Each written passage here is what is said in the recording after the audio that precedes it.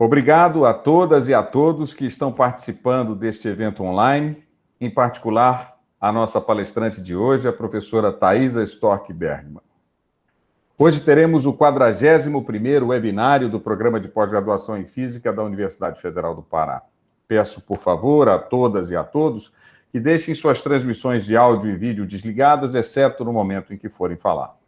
Perguntas serão permitidas após o webinário, devem ser colocadas no chat, tanto desta sala virtual, quanto pelo YouTube, e eu contarei com a ajuda da secretaria, em particular Jadir e Diene, para me registrar a ordem dos inscritos. Hoje temos a honra de contar com a professora Thaisa Storck Bergmann como nossa palestrante. A professora Thaisa é membro titular da Academia Brasileira de Ciências, da Academia de Ciências do Mundo em Desenvolvimento e presidente da comissão Supermassive Black Holes Feedback and Galaxy Evolution, da International Astronomical Union, a IAU. A professora Thaisa é bacharel em Física pela Universidade Federal do Rio Grande do Sul, a URGS, mestre em Física pela Pontifícia Universidade Católica do Rio de Janeiro, a PUC-Rio, doutora em Física pela URGS.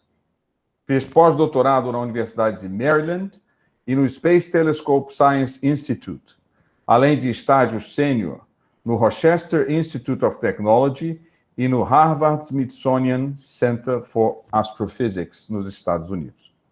Atualmente, é professora titular do Instituto de Física da Universidade Federal do Rio Grande do Sul e chefe do grupo de pesquisa em astrofísica daquela instituição.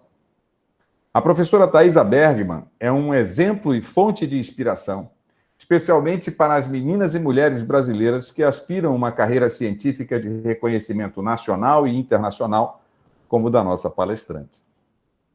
A professora Thaisa é amplamente reconhecida como excelente pesquisadora e palestrante, sendo autora de mais de 250 artigos publicados em revistas nacionais e internacionais com um fator H superior a 50. No Brasil e no exterior, a professora Thaisa recebeu distinções, incluindo, em 2015, o Prêmio Internacional Unesco L'Oréal para Mulheres na Ciência e, em 2018, a Comenda da Ordem do Mérito Científico concedida pela Presidência da República do Brasil. O currículo da nossa ilustre palestrante é longo e de excelência, mas estamos reunidos aqui hoje para ouvir a professora Thaisa, de forma que é melhor eu não me prolongar com esta apresentação, mantendo-a breve. Professora Thaisa, muito obrigado uma vez mais por aceitar nosso convite e, a partir desse momento, a audiência é sua. Muito obrigada, Crispino, pela apresentação, pelas gentis palavras. É um grande prazer estar aqui apresentando esse seminário para vocês, onde eu pretendo falar, então, sobre minha pesquisa, né, de procura dos sinais e dos efeitos de buracos negros supermassivos no universo. Então, esse vai ser o título da minha palestra, investigando os buracos negros, usando todos os instrumentos que eu tenho usado, como o telescópio Gemini, o telescópio espacial Hubble, o ALMA, que é o Atacama Large Millimetric Array, e futuramente, se tudo funcionar certo, né, com o novo telescópio espacial James Webb. Então, a importância dos buracos negros começa com o fato, né, de que há mais de 100 bilhões de galáxias no universo visível. E em cada uma delas, a gente tem um buraco negro supermassivo, como acontece na própria Via Láctea, com massas que variam de 1 milhão a 1 bilhão, até mais de 1 bilhão de massas solares.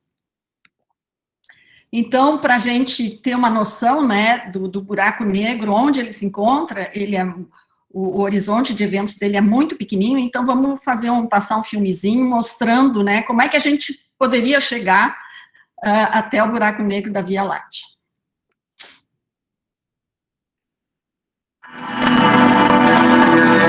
Aqui é a Via Láctea, como a gente vê no céu, e agora a gente vai mergulhar lá no centro dela, né, que fica na constelação de Sagitários.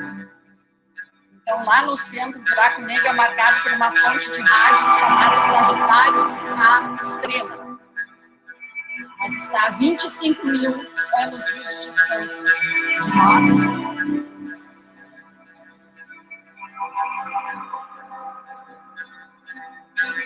buraco negro ele tem um raio muito pequeno, né? Esse raio do horizonte de eventos é muito pequeno, somente 12 milhões de quilômetros, no caso do buraco negro da Via Láctea. E como é que a gente sabe que ele está lá? Através dos projetos de pesquisa que procuram. No caso da Via Láctea, é o único caso em que a gente pode enxergar isso, que é as estrelas orbitando o buraco negro. Então, a gente vê aquela estrelinha que dá uma voltinha ali, ela está dando volta em torno do buraco negro da Via Láctea. A partir da sua órbita, a gente pode, então, determinar essa massa de 12 milhões de massas solares. Aqui é a simulação a interpretação das observações, que mede a posição das estrelas. E aqui a gente tem também uma simulação de uma convivência calculada e esse ciclo aí delineia a soma do seu horizonte de luz.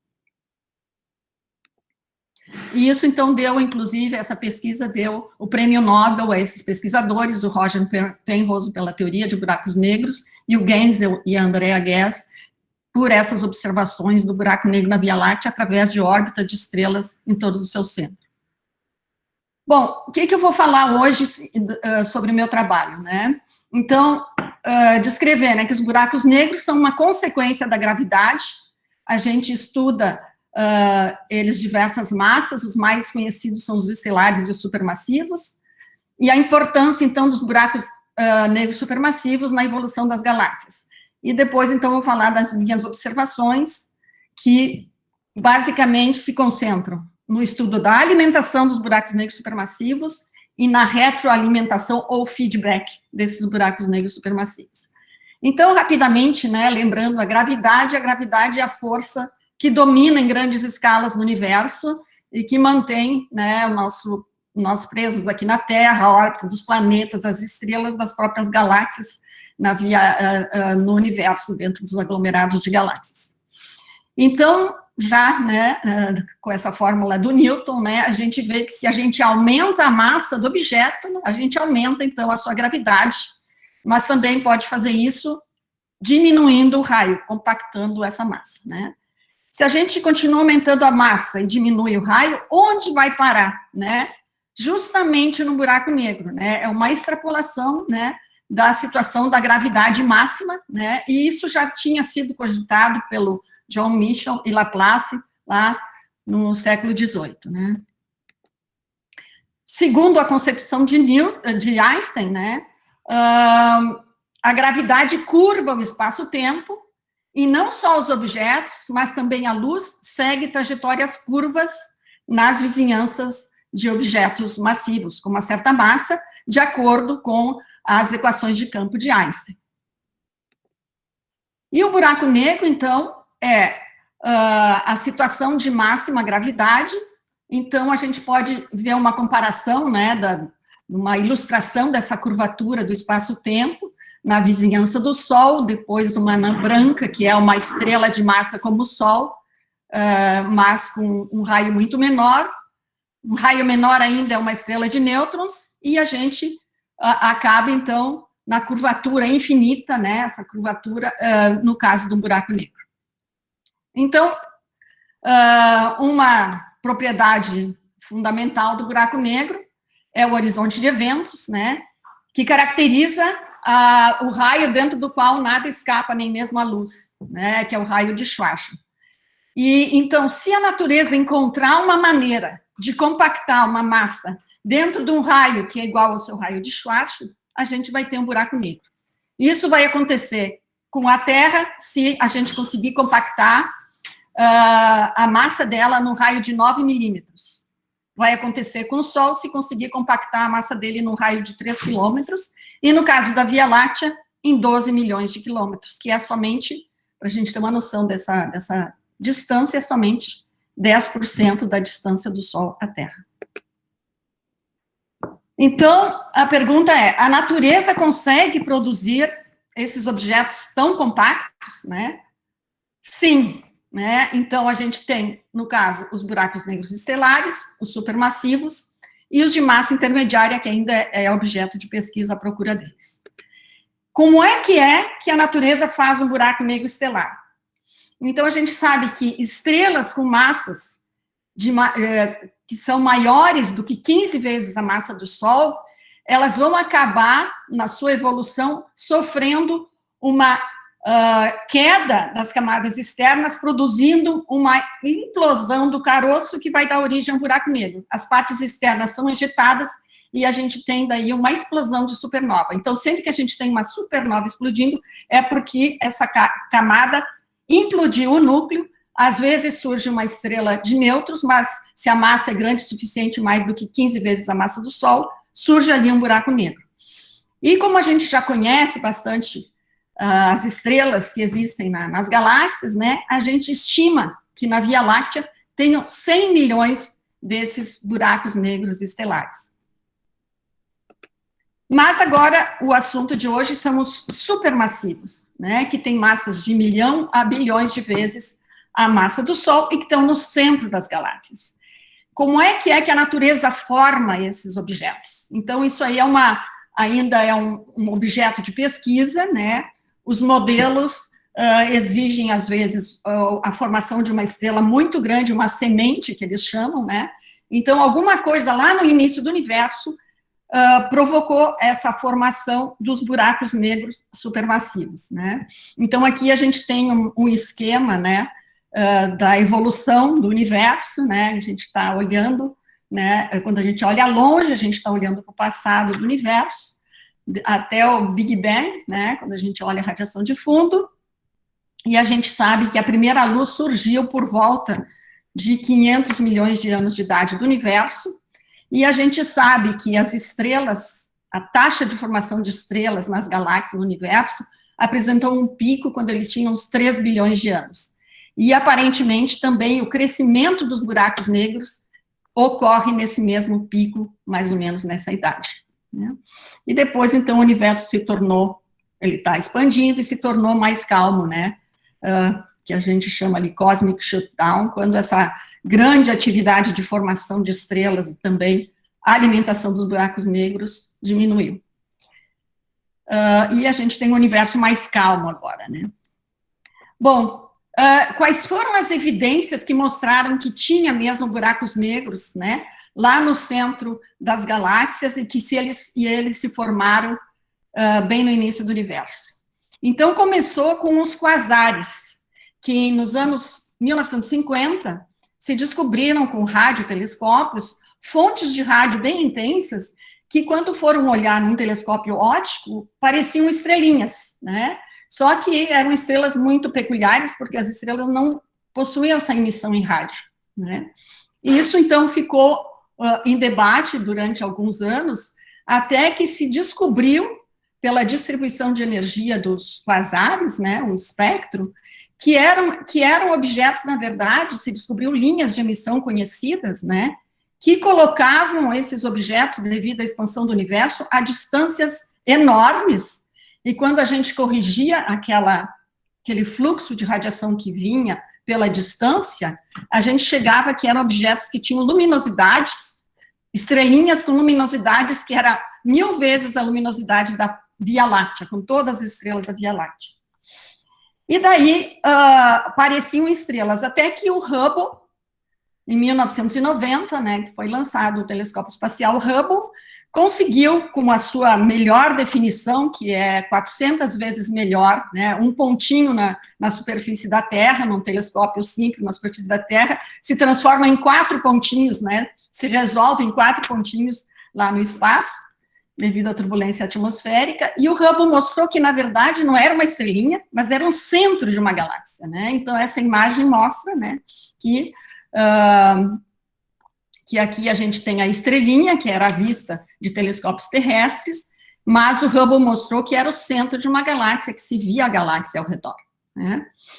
E, hoje em dia, então, a gente tem o recorde de redshift, de distância de quasar, observado, da ordem de 7, que significa que o universo tinha menos de 1 bilhão de anos de idade. Então, isso coloca os quasares em formação, ou existindo já, junto com as primeiras galáxias no universo, no primeiro bilhão de anos de idade do universo. Então, eles surgiram praticamente junto com as galáxias.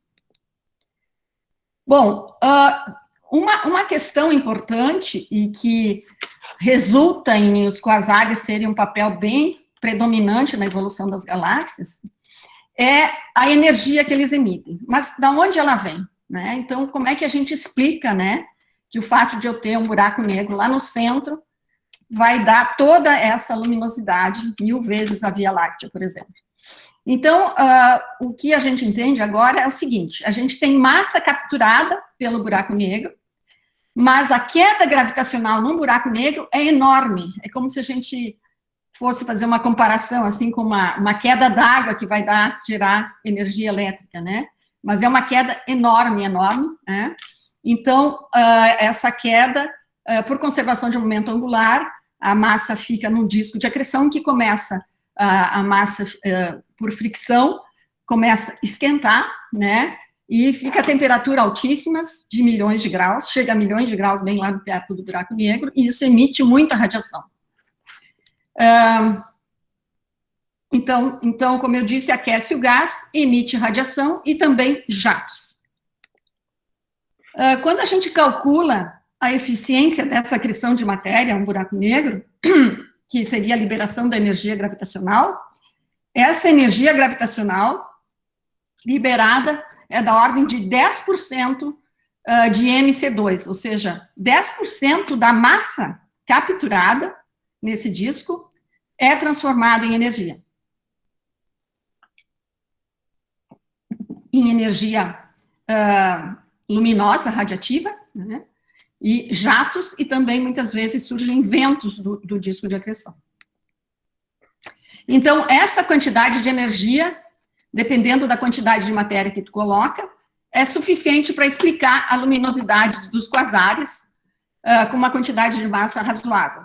Para a gente ter uma ideia, né, quão eficiente é essa transformação, a gente pode comparar com a eficiência da fusão nuclear, né, que ocorre no interior das estrelas e que a gente também está tentando aqui na Terra usar como fonte de energia limpa, né, que é a fusão de núcleos de hidrogênio para formar um núcleo de hélio, e essa fusão, ela tem essa eficiência, né, que é 0,7%, enquanto que, no caso do buraco negro, a acreção do buraco negro é 10%, então bem maior. Então, quando a gente faz essa comparação, a gente chega. Qual é o buraco negro mais o disco de acreção é o mais eficiente gerador de energia no universo, né? Então, se a gente conseguisse usar isso, seria muito bom, né? Que seria uma energia limpa, a gente poderia jogar lixo num buraco negro e tirar energia, né? Bom, os quasares são o que a gente chama de galáxias ativas, né? Então, a gente já sabe que o quasar é uma galáxia, né, que tem um núcleo ativo lá no centro. Quando a gente considera o conjunto de galáxias no universo, a gente vai ver que em 90% das galáxias, o buraco negro supermassivo está inativo. E se torna ativo, daí a gente chama galáxia ativa, quando esse buraco negro captura matéria, porque daí há a emissão de energia, ventos que saem do disco e jatos. Isso, por sua vez, produz um efeito de feedback na galáxia e no meio interestelar, né? Ou meio, na verdade, o interestelar é dentro da galáxia, mas também no meio intergaláctico. Então, isso acaba influenciando a própria evolução do universo. Por quê? Por causa desse feedback. Tá? Então, aqui é um exemplo que ilustra isso, né? Centaurus A, que fica na constelação do Centauro, é uma das galáxias ativas mais próximas de nós, e aqui é uma imagem composta, né? Ela está somente a 12 milhões de anos-luz, e é uma imagem composta no óptico, no infravermelho, em raio-x e em rádio. Então, o que a gente vê aqui, a gente vê um halo de estrelas, essa coisa mais fraquinha, estrelas. Aqui tem um campo bastante, essas estrelinhas na frente são as estrelas da Via Láctea, né?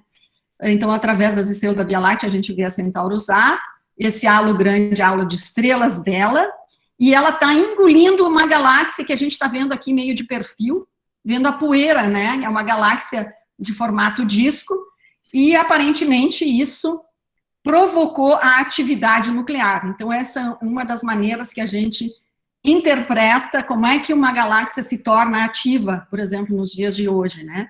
Através, por exemplo, de uma captura de uma galáxia rica em gás, que acaba ativando o buraco negro. Daí forma esses jatos, aqui tem uma bolha também, que é observada em raios-x. Então, tudo isso é manifestação de feedback do buraco negro, do seu disco de acreção lá no centro. Então, passando para falar um pouco do meu trabalho, né? Então, eu procuro estudar duas coisas. A primeira é a alimentação dos buracos negros. Então, como eles se alimentam, né? Como é que a matéria vai lá alimentar o buraco negro? Qual a taxa, né, dessa matéria sendo capturada? De onde vem esse gás que alimenta as galáxias? E também qual é o mecanismo que leva o gás a chegar até o centro? Então, isso são algumas perguntas que eu procuro responder no meu trabalho sobre a alimentação dos buracos negros. Então, aqui eu fiz um esqueminha, né, do núcleo ativo, bem lá pertinho do buraco negro, que seria o parsec central, né? Os astrônomos usam essa unidade, parsec, mas para efeitos de definição aqui, eu só vou dizer que um parsec equivale a 3,26 anos-luz, né? Então, um pouquinho mais de 3 anos-luz. Então, aqui a gente tem, numa escala logarítmica, uma representação do buraco negro, o disco de acreção, que vai até 10 a menos 3 parsecs, né, 1 milésimo de parsec. Depois a gente tem nuvens, que a gente chama região de linhas largas, que são nuvens que a gente observa a velocidade delas, que é maior do que 2.000 km por segundo, girando aí em torno do buraco negro, então logo para fora do disco. Em alguns casos a gente vê as nuvens indo mais para cima.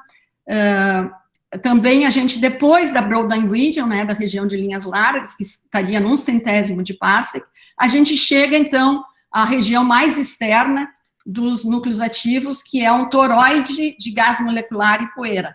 Então, até mais ou menos 1 parsec, a gente tem uma região em que a poeira é sublimada pela intensa radiação aqui do disco de acreção, mas depois, então, a poeira sobrevive, e isso aqui fica o que a gente chama um toroide de poeira, que muitas vezes esconde quem estiver olhando o núcleo ativo de uma direção, de uma certa direção, pode esconder o brilho do disco de acreção. A gente vê isso na natureza, que em alguns casos a gente vê o brilho do disco de acreção, às vezes não, bem como a Broadline Region, a região de linhas largas. Tá? Então, essa é a parte mais central, né? E então, um dos meus trabalhos é estudar a alimentação através de observação dessas nuvens da Broadline Region. A vantagem de observar a Broadline Region é que ela emite linhas espectrais de comprimentos de onda conhecido, então a gente pode estudar pelo efeito Doppler várias propriedades, como a velocidade, né, e a estrutura da Broadline Region, mas esse trabalho é, em geral, não resolvido, né? Então, a gente estuda isso no espaço de velocidades, ou seja, eu pego a informação que vem de um pontinho, não resolvo espacialmente, mas estudo o movimento, né, que vem dali. Então, isso que eu fiz, acompanhei por muito tempo uma galáxia, fiz monitoramento dessa galáxia aqui, NGC 1097, que tem um núcleo bem pouquinho ativo, né, e eu nem esperava enxergar algo muito interessante ali, eu sabia que ela era uma liner, um núcleo ativo bem de baixa atividade, mas quando eu observei o núcleo dessa galáxia, com a técnica de espectroscopia, eu enxerguei gás girando a alta velocidade, entre 5.000 e 10.000 km por segundo. E então, a gente fez um modelo, né, com os alunos aqui, o Rodrigo Nemen e o Jaderson Shimoya, a gente conseguiu fazer um modelo que é que essas nuvens parecem estar num anel, que seria a Broadline Region, girando, né, a uma distância de 500 raios de Schwarzschild do buraco negro. Então, só para vocês terem uma ideia como é que foi feito esse trabalho, aqui nesse lado direito, eu tenho o espectro na região de H-alfa, né? Então, eu tenho as linhas estreitas, que vêm de umas regiões mais externas, e a linha larga, que vem da Broadline Region. Então, essa é a componente larga. E o que eu descobri no meu monitoramento, que essa linha larga variava. Então, à esquerda aqui a gente tem um modelo, é um modelo atenuado, na verdade isso aqui seria um monte de nuvens, mas isso aqui é um modelo aproximado, como se fosse um meio contínuo. Então, olha o que a gente conseguiu ver. Então, a gente conseguiu ver que o perfil, isso aqui, o vermelho é o modelo, né, e o verde são observações consecutivas, o azul são observações consecutivas no tempo, né, mostrando que o perfil varia. E o que a gente determinou é que ele começou muito brilhante, o disco, o anel estava muito brilhante, depois ele foi se apagando, teve horas que ele voltou, subiu de novo, mas, em geral, ele foi apagando durante o tempo que a gente observou aí, durante vários anos. Então, na verdade, 12 anos, 11 anos, na verdade, né? A descoberta desse perfil de duplo pico, que marcava a presença de um buraco negro no centro dessa galáxia, foi no ano de 1991. Então, isso aí é um resultado bem interessante. E depois teve o Jaderson Shimoya, que fez doutorado comigo, ele também acompanhou, a gente estudou outras galáxias com esses perfis de duplo pico, que são esses vermelhos aqui, né? Aqui é a observação, e a gente, então, subtraiu as linhas que provém de gás que está mais parado na galáxia para isolar a contribuição do disco de acreção. Tá? Então, modelo em disco, então a gente modelou como sendo um disco ou um anel em rotação com um raio médio da ordem de 500 raios de Schwarzschild. Bom, então aqui é para ilustrar os observatórios que eu usei, né, que são o SOAR, aqui à esquerda, aqui o Brasil tem 30%, a descoberta que eu fiz no buraco negro da NGC 1097 foi feita com o telescópio Blanco, de 4 metros, do Observatório de Cerro Tololo, e aqui à direita, então, a gente tem o Gemini, né, que é um telescópio bem maior, um espelho de 8 metros, eu estou aqui embaixo, só para vocês terem uma referência de escala, né. O SOAR também é 4 metros, como o Blanco, o Gemini, que é bem maior, 8 metros de diâmetro. Atualmente eu estou participando de um outro monitoramento desses, em que a gente também está usando o telescópio espacial Hubble, além de observatórios terrestres, e a gente escolheu uma galáxia para observar a região de linhas largas da galáxia ativa Markar em 817, é um projeto liderado por Bradley Peterson, então, em que a gente está usando o telescópio espacial, mais telescópio terrestres, para entender bem essa estrutura e cinemática da Broadline Region. Então, às vezes, outros trabalhos, além dos meus, encontraram que, algumas vezes, eles vêm em movimento de queda para o centro, outras vezes vêm em movimento de ejeções, né? Então, isso aqui é um esquema da Broadline Region, mostrando, então, como é que ela... na verdade, é uma concepção artística, né, que a gente pode ter ventos, pode ter as nuvens meio turbulentas, etc.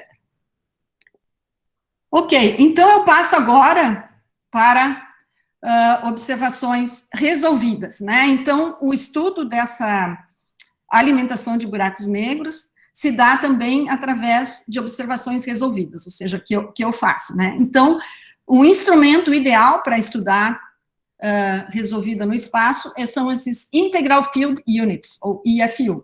Então, o que são esses instrumentos, né? Esses instrumentos são um imagiador, que ao mesmo tempo é um espectrógrafo. Então, a gente, a partir desses instrumentos, IFUs, a gente consegue observar não só imagens, mas também um espectro de cada ponto da imagem, né? Então, esses instrumentos são ideais para estudar cinemática estudar a distribuição da excitação, estudar todo tipo de informação espacial. Então, aqui é um grupo de pessoas que tem trabalhado comigo, alguns já foram embora, outros chegaram, mas esse seria o grupo com o qual praticamente a gente começou esse estudo que eu chamo, né, AGN Integral Field Spectroscopy, então a gente usa a sigla AGNIFS, usando principalmente, então, os IFUs do Gemini. Bom, então, começando um tipo de trabalho resolvido, seria o trabalho em grande escala, em que a gente está vendo galáxias em interação. Então, a gente estudou galáxias, está estudando, na verdade, a Ecaterina Karps, numa colaboração também com a Dinalva Salles, ela está liderando esse estudo, em que a gente escolheu uma amostra de galáxias em interação, que tem uma característica específica. Elas são mega-masers, tem uma emissão maser de molécula de OH, né? E então a gente acredita que essas galáxias estão numa fase específica do despertar do buraco negro devido à interação. Então a gente está estudando como isso acontece, e de fato, a gente vê que muitas vezes a gente vê núcleos ativos, muitas vezes o sinal é bem tênue desses núcleos ativos, porque eles estariam obscurecidos ainda, porque estão numa fase em que está havendo transferência de matéria entre as galáxias, e o buraco negro está sendo despertado.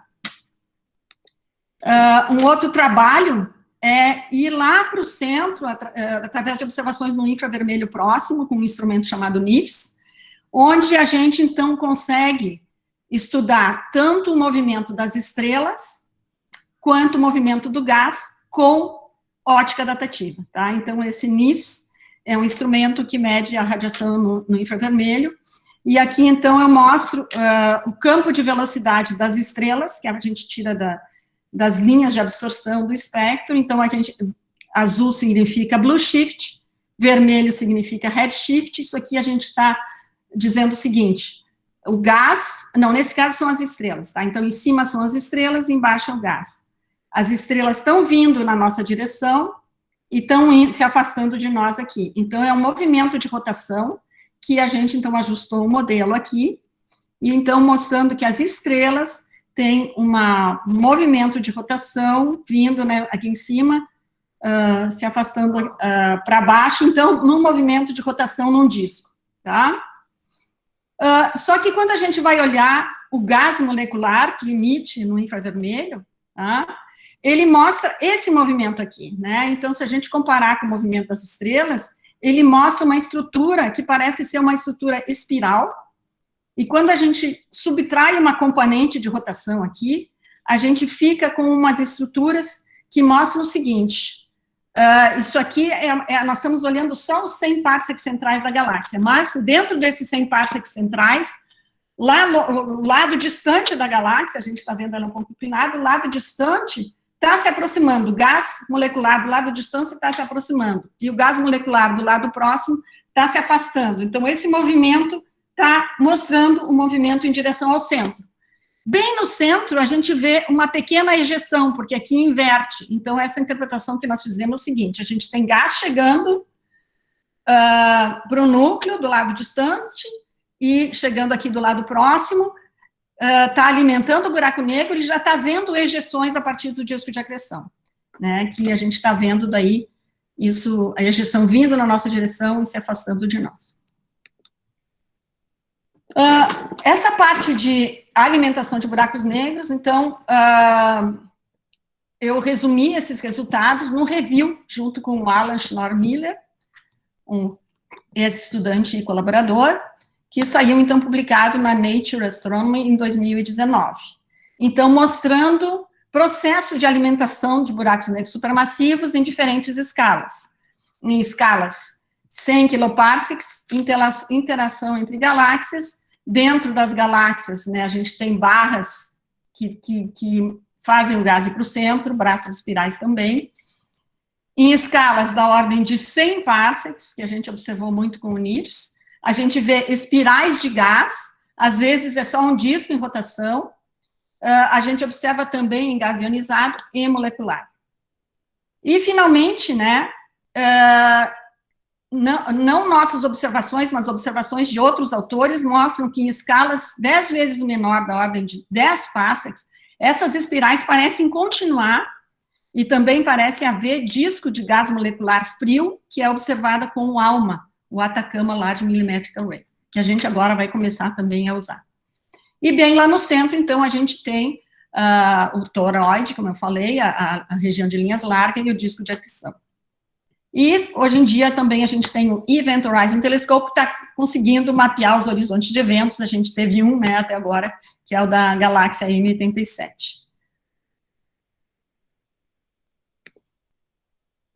Então, a segunda parte do meu trabalho que eu gostaria de falar é o feedback, né? Qual é o papel desses buracos negros supermassivos na galáxia hospedeira, no universo? Então, as perguntas que a gente procura responder é: quanta energia sai? Quanta energia fica depositada na galáxia? A gente vê ejeções, em várias observações, a gente vê outflows, que a gente, em inglês, né? Então, qual é a geometria desses outflows, qual é a densidade do gás e qual é a taxa de ejeção de massa? Isso aí são perguntas que a gente faz e importantes de medir. Qual é a potência dessa ejeção? E a pergunta é: pode ela influenciar a evolução da galáxia por provocar perda de massa, por empurrar o gás para fora da galáxia e parar a formação de novas estrelas?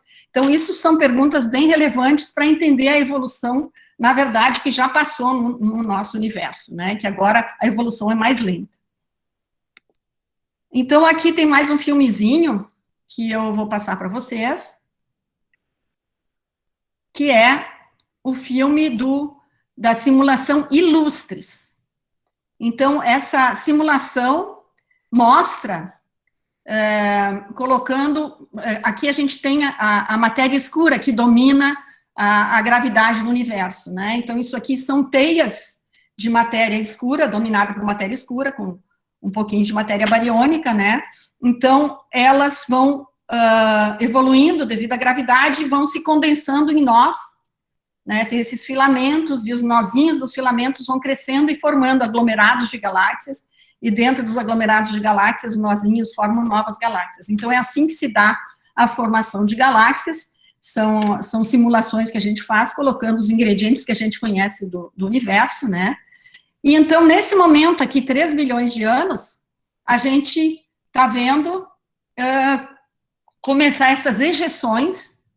Vocês vejam essas bolhas aí, na verdade, é o gás que está sendo representado aí, a temperatura, um gás quente, que está sendo ejetado do centro das galáxias, dos seus buracos negros supermassivos, justamente do disco de acreção dos buracos negros supermassivos. Então, esse é o feedback, né, que aquece o meio intergaláctico, né? Então, isso aí é a temperatura do meio intergaláctico que se aquece, isso a gente observa na natureza, que o meio intergaláctico é quente, embora super rarefeito, e a gente vê que esse feedback é fundamental para a evolução das galáxias, ou seja, as simulações como essa, Illustres, elas só conseguem reproduzir as galáxias como a gente observa hoje em dia, colocando esses efeitos de feedback. Se eles não existissem, se não aparecessem essas explosões, essas bolhas, as galáxias continuariam a crescer e ficariam muito maiores do que a gente observa hoje na natureza. Então, por isso que é importante esse feedback,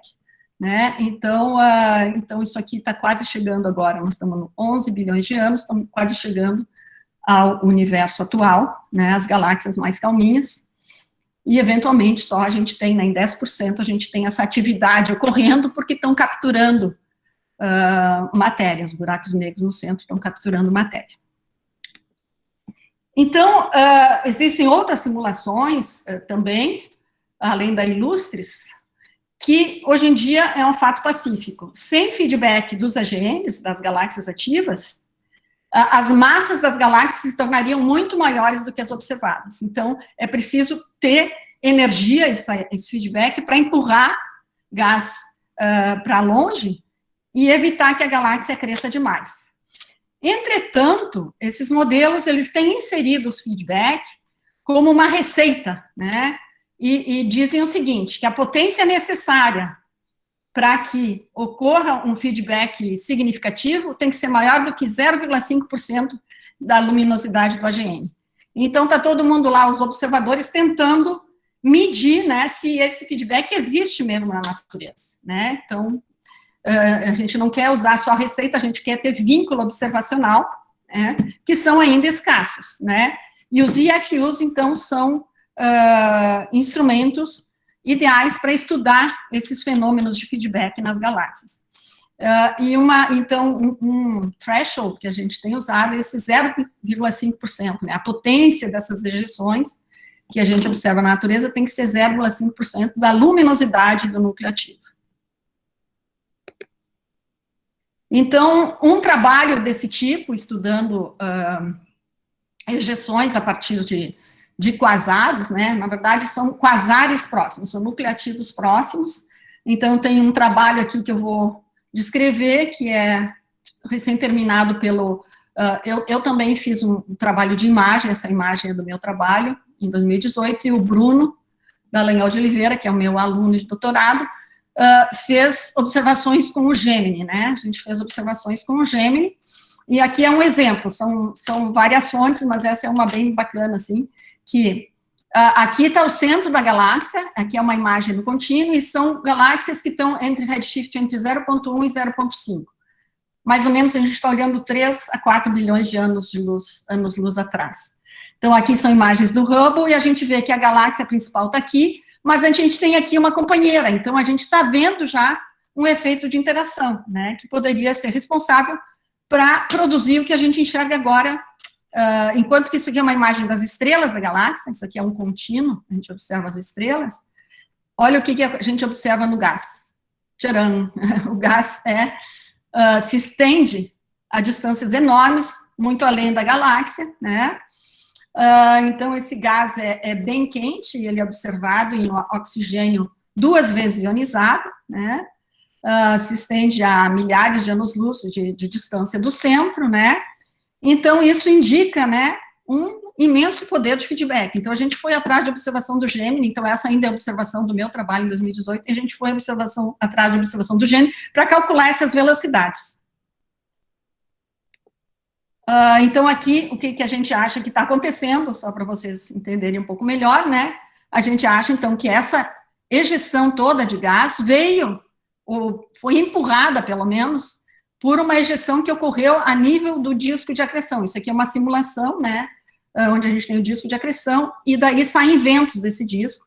Então, a gente acredita que esse vento empurrou gás, que possivelmente originou da interação das duas galáxias, e empurrou esse a distâncias enormes.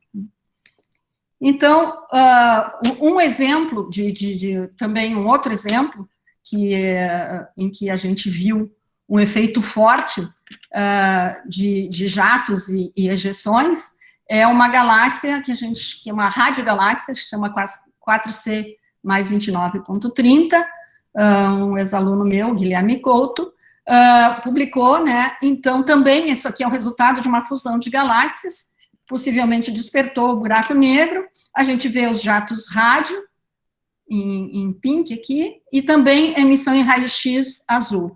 E nesse caso a gente fez essas observações de novo, né, com o IFU do Gemini, a gente vê bem lá no centro, a gente consegue enxergar só uma região pequena da galáxia, e a gente vê que tem redshifts, ou seja, gás se afastando, blue shifts, gás se aproximando de nós, com velocidades relativamente altas, um aumento na dispersão de velocidade nessas ejeções, né? Então, as conclusões que a gente chegou, tem uma ejeção bipolar, tem um aumento da dispersão de velocidades no gás, dizendo que o gás está empurrando também gás para o lado, nós chegamos a uma alta taxa de ejeção de matéria, com uma barra de erro grande também, mas de 25 massas solares por ano, que está saindo aí da região central, e essa potência é 6%, né, com uma barra de erro também bem grande, né, mas certamente maior do que o 0,5%, que era o limite que os modelos sugerem que seja necessário para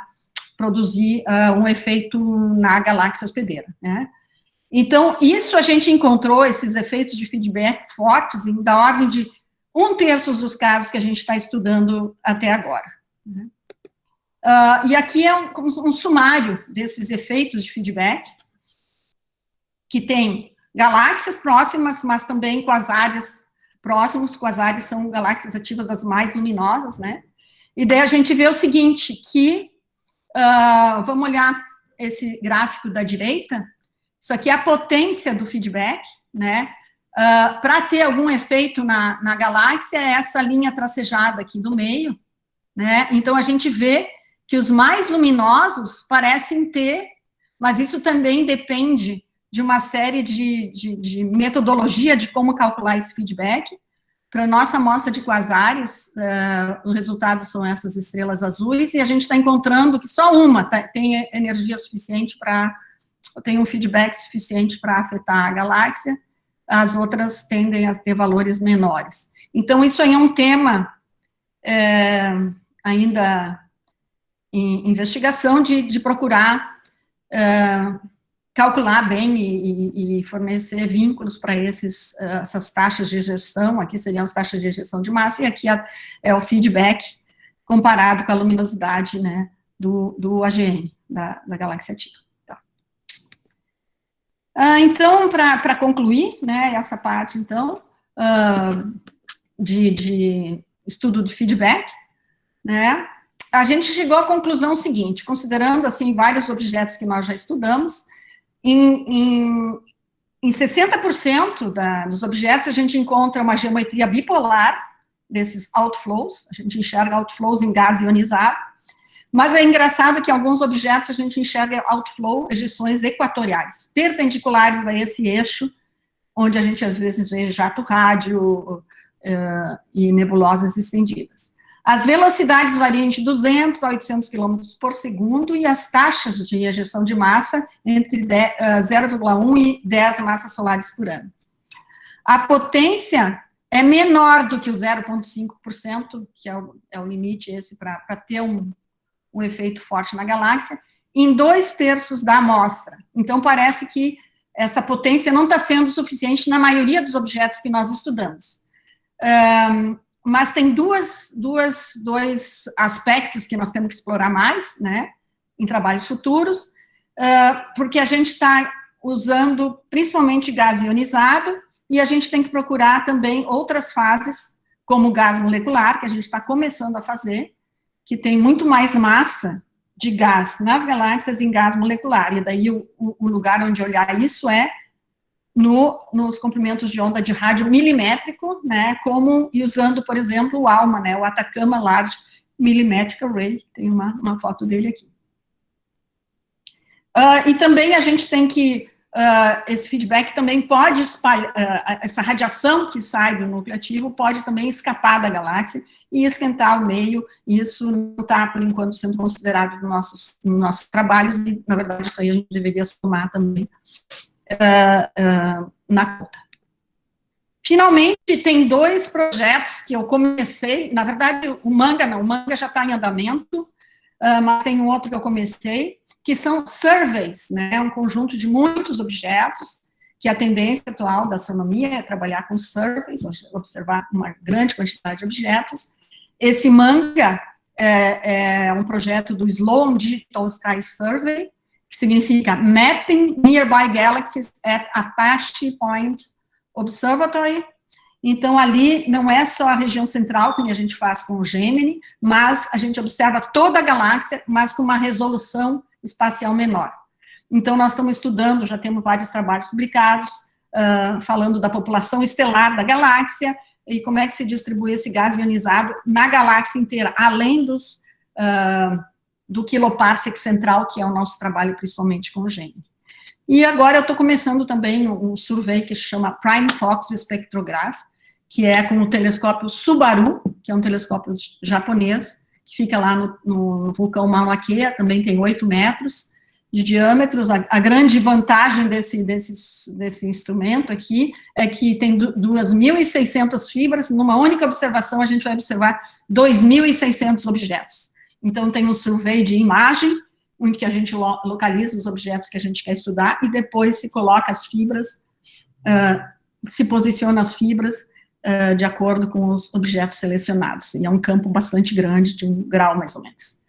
Então, esses são dois projetos que estão sendo feitos também.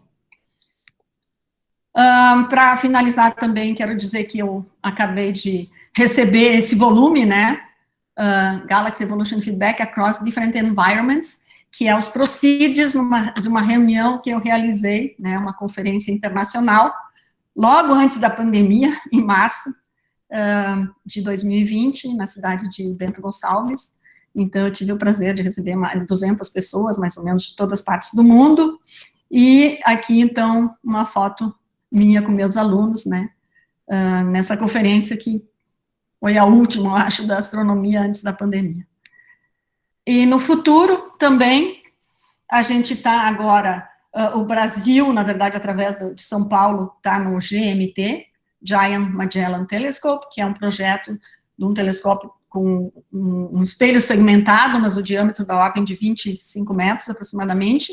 A gente tem o James Webb, que vai ao espaço agora em outubro, dia 31 de outubro, e tem o Extremely Large Telescope, que é um projeto do ESO, European Southern Observatory, que vai ter 39 metros de diâmetro o espelho, é o maior de todos, né?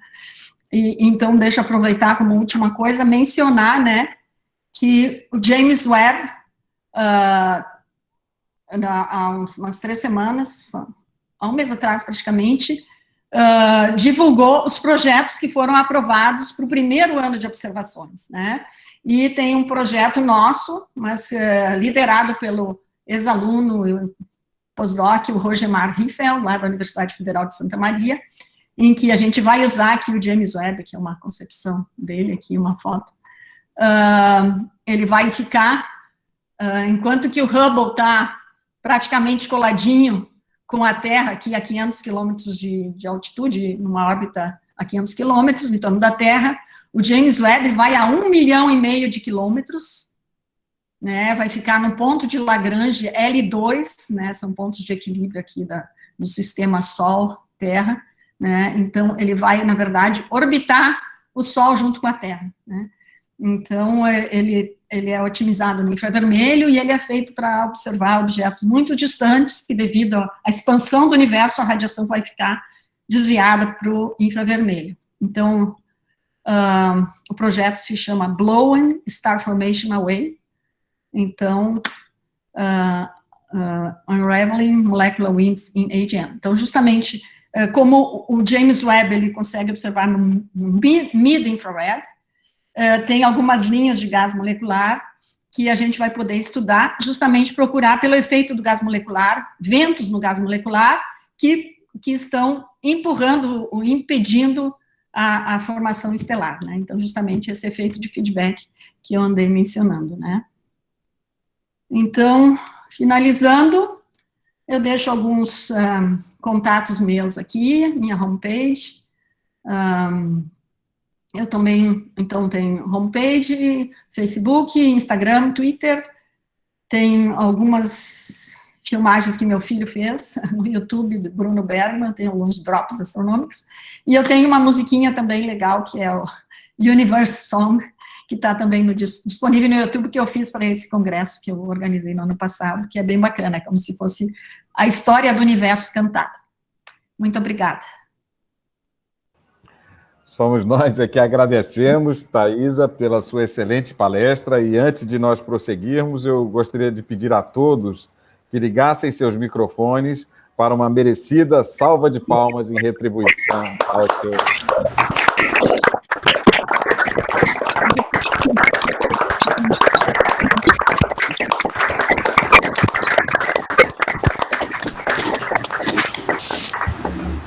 Queria lhe dizer que já temos perguntas aqui, que eu vou já repassar para você, mas antes disso, me permita dar um panorama aqui da sua plateia, né? Hoje nós tivemos um número bastante significativo de participantes. Tivemos batendo próximo dos 100 dentro aqui do Google Meet e acima de 50 no YouTube.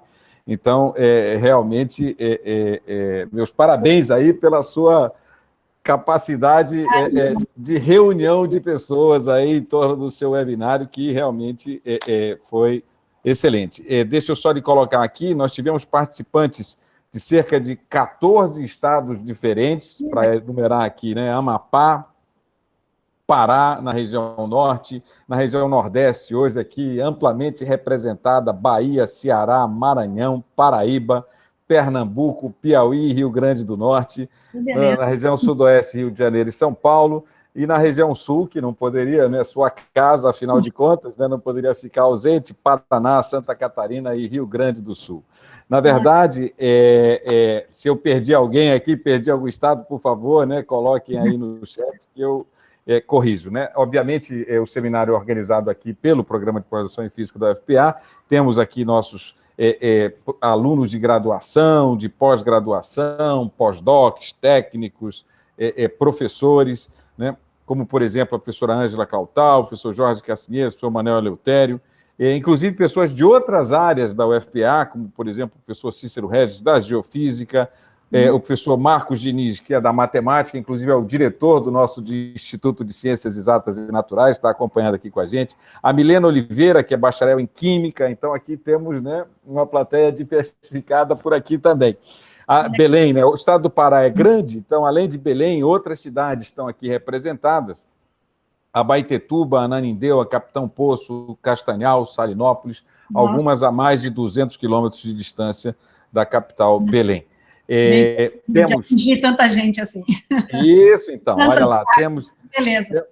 Temos estudantes, professores do ensino médio, ensino superior, de diversas universidades, institutos federais, centros de pesquisa espalhados pelo Brasil, como é o caso do professor Adalto Gomes, da Universidade Federal do Maranhão, está em São Luís, professora Linka Lepini Tilly, da USP de São Paulo, Álvaro Nogueira, do Cefet do Rio de Janeiro, Anderson Caproni, da Unixul, o Christian Paterniani, de Pindamonhangaba, da FATEC, o Edson Moreira, da Unife Itajubá, José Guerra, da Universidade Federal de Uberlândia, o Leandro Rodrigues e Marcelo Siqueira, da Unifap, no Amapá, Marcelo Ferreira da Silva, de Apucarana, olha aí, no Instituto Universidade Tecnológica do Paraná, o Odílio Aguiar, do INPE, Satis Kuma Vieira, da Unirio, no Rio de Janeiro, Valdir Bezerra, professor Valdir Bezerra, da Universidade Federal do Paraíba, e a Natália Moller, que é da UFMG, mas está acompanhando aqui com a gente de Bratislava, na Eslováquia. Eu acho que tem gente aí de outros lugares também, aí, que eu vi uns sobrenomes aí que me parecem aí da América do Sul. E professora, até o ensino médio aqui, veio uma observação aqui no chat. Tá vendo? É isso aí, pelo menos um aluno do ensino médio. Ele deve estar junto do pai lá, eu acho, assistindo aí a palestra, é o filho do professor Marcos Diniz, é isso aí. Professor, então vamos passar para as perguntas. A primeira pergunta que eu registrei foi do Marcelo Holanda, lá bem no meio do seu webinário, em que ele perguntava um pouquinho sobre os quasares. Logo depois, não é, você falou um pouquinho sobre isso, mas talvez, né, eu não sei se ele está aqui, eu normalmente dou a oportunidade das pessoas abrirem o microfone e falarem, né, inclusive o Marcelo Holanda falar para a gente de onde ele está participando e tudo, se ele quiser se manifestar. Bom dia a todos. Né? Bom dia, Marcelo. Meu nome é Marcelo Regis, de Holanda, né? Eu sou aqui de Fortaleza, Ceará. Eu estou concluindo a graduação de licenciatura em Física no IFCE, em Fortaleza. E eu tenho duas perguntas, né? Uma é sobre os quasares, né?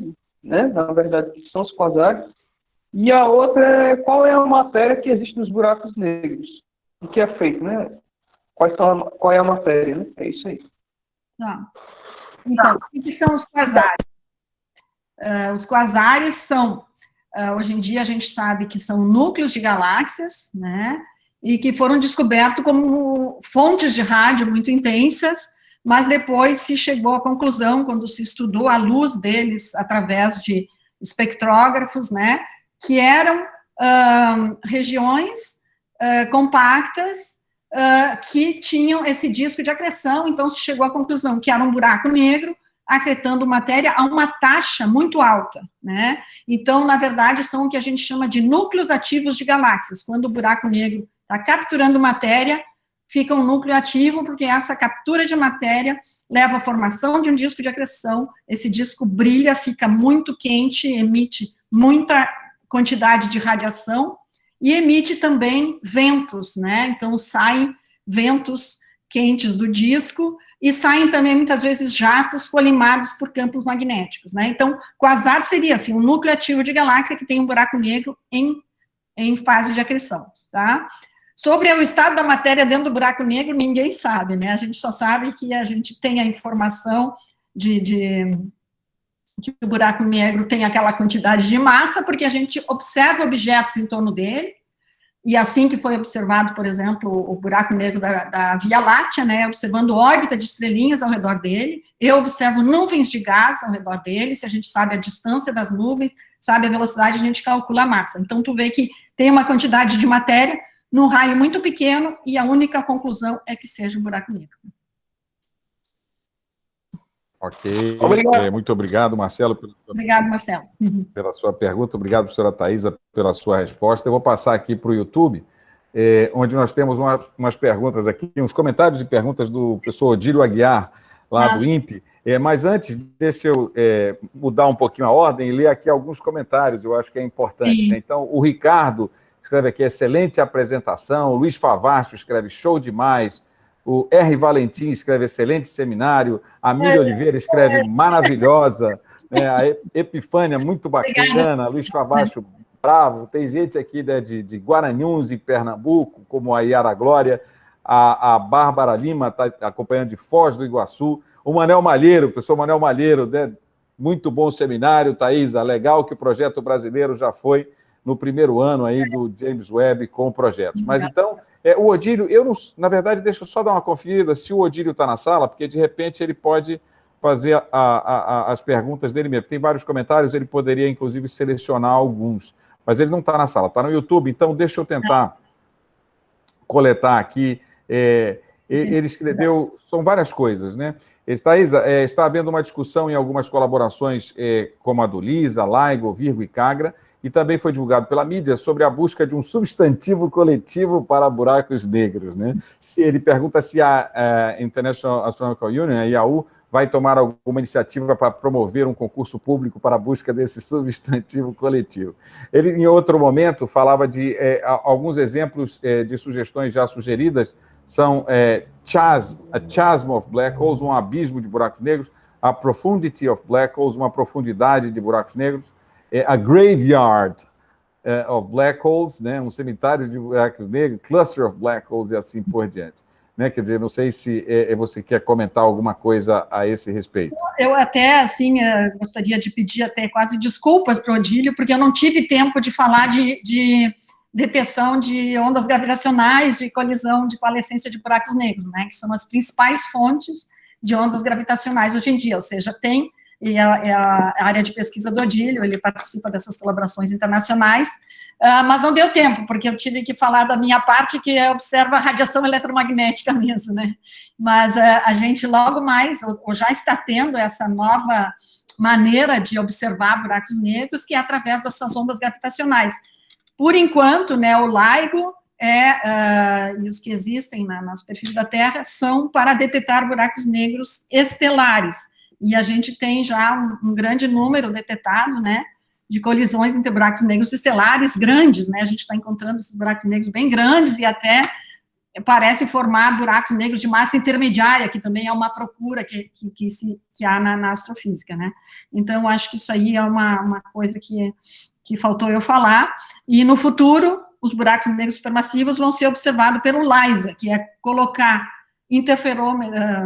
colocar um instrumento como o LIGO, que está na superfície da Terra, que mede a diferença de trajetória de dois lasers perpendicularmente, para ver a expansão e contração do espaço, colocar no espaço, né? Então, no espaço é que vai ter a frequência com uma distância enorme entre os detetores, é que tu vai conseguir procurar por colisões de buracos negros supermassivos, né? Então, as colisões ocorrem, certamente, porque a gente vê galáxias colidindo, cada uma tem um buraco negro, e daí isso aí é uma área de pesquisa ainda muito importante, que está no seu, digamos, início de detecção, não que ela seja uma área nova, mas agora que está começando a detectar. Então, eu acho que é uma coisa importante, mas isso aí é um tema de um outro seminário.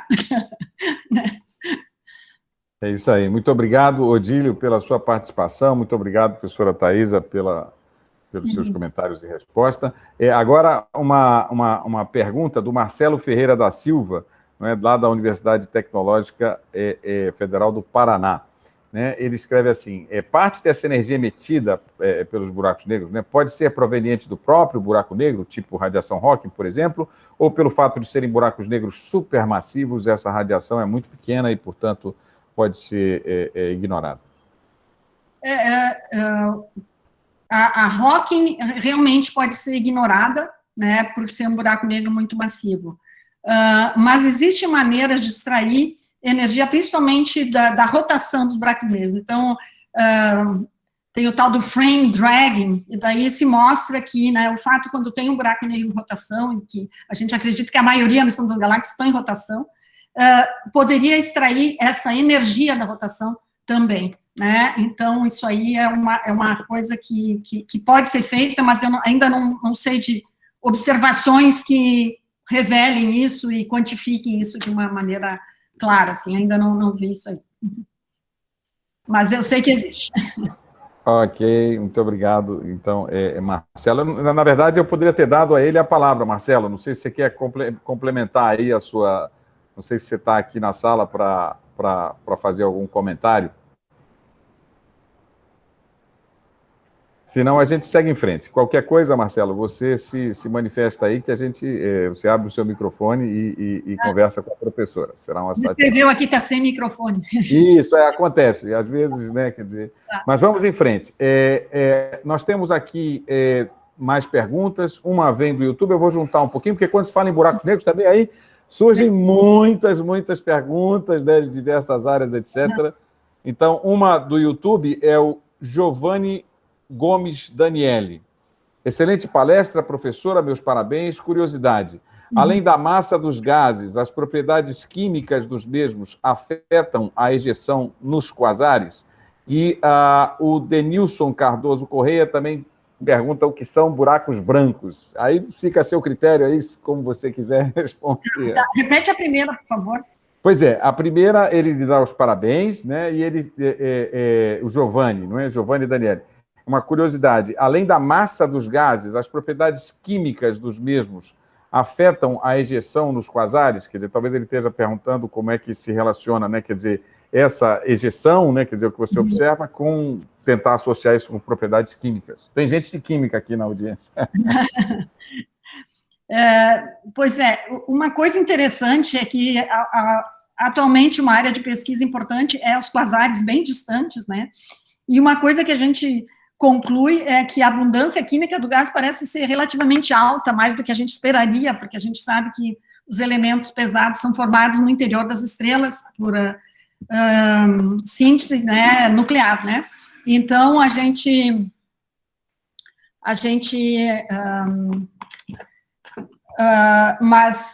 mas não, essa química não acontece ali no disco de acreção, porque no disco de acreção e na Broglie region é um gás, é plasma, na verdade, né? Então eu acho que está acontecendo síntese, ao mesmo tempo que a gente tem um buraco negro se alimentando, a gente tem formação de estrelas na vizinhança do buraco negro, e essa formação de estrelas que leva ao enriquecimento do meio. Então, eu acho que a gente vê ejeções associadas aos quasares desse material recém-sintetizado. Mas, assim, para a física do buraco negro, é uma pergunta para entender a evolução a evolução do universo, por que os quasares têm uma abundância química tão alta. Então, é uma pergunta não trivial, eu acho que é uma pergunta bem importante feita, e isso ainda está sendo estudado, como explicar essa alta abundância química dos quasares, né? E depois a outra do buraco branco. Ixi, isso aí é mais especulativo, né? Eu deixo para os teóricos tentar explicar os buracos brancos, né? Que seria assim, o buraco negro e, quem sabe, relacionado com o buraco de minhoca, né? O buraco negro entra e o buraco branco ele sai, né? Mas, na verdade, não está dentro da minha área de pesquisa, não. Ok. Então, olha, a gente agradece o Giovanni pela sua pergunta e o Denilson também pela sua participação. Obrigado, professora Thaisa, pela sua resposta. Vamos em frente. Temos aqui o professor Manuel Leutério, que é do nosso programa de pós-graduação, dando parabéns aqui pela sua apresentação. E o John Everton, ele dá os parabéns, ele é de Física de Matéria Condensada. John, você quer, acho que é nosso aluno aqui Você quer fazer a pergunta você mesmo, John?